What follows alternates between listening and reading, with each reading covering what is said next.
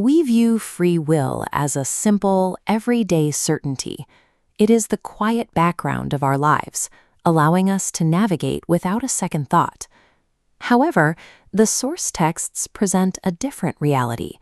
They describe free agency as a volatile divine mechanism, a gift that carries immense weight. On one hand, this agency allows a person to reach heights that were previously impossible, providing a path toward a higher state of being. On the other, the text warns that this same gift can manifest as a fatal affliction if we are not prepared for its consequences. This chart illustrates the two possible extremes. The upward trajectory leads to an existence more like God than any other race, while the steep downward path ends in total decimation. Every living person is currently engaged in this cosmic ultimatum, actively determining their place on this chart with every choice they make. This high-stakes environment was actually a departure from the original design for humanity. Every choice we make functions as a calculation in a grand sorting process, one that will ultimately dictate our survival. To understand our current condition, we have to look back at the state of Eden, before the rules governing human reality were changed. In this primordial setting, mankind lived in a state of constant instinctual obedience, with no personal agency of their own. The boundaries of this existence were absolute, as recorded in Genesis 3:3. God hath commanded us that we should not eat, and that we should not touch it, lest perhaps we die. This era of strict obedience was interrupted when Satan appeared before the divine council to challenge the existing plan.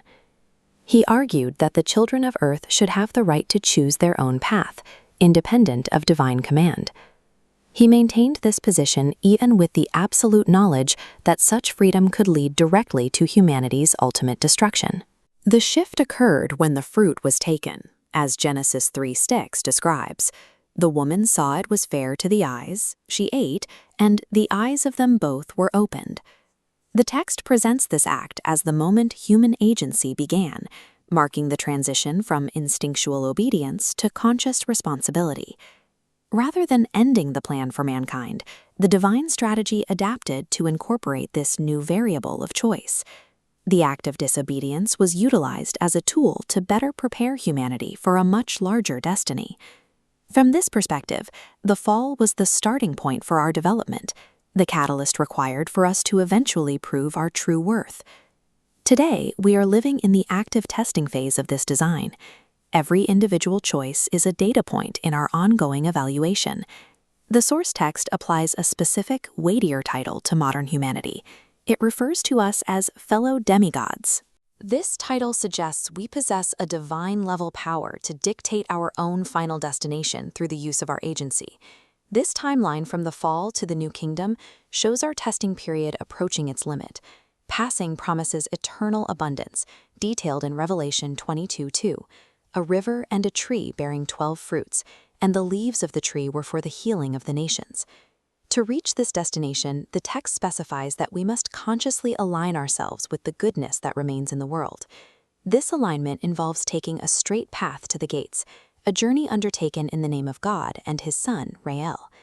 Every exercise of our free will acts as a countdown toward a final outcome. The result, whether godhood or decimation, rests entirely in our own hands.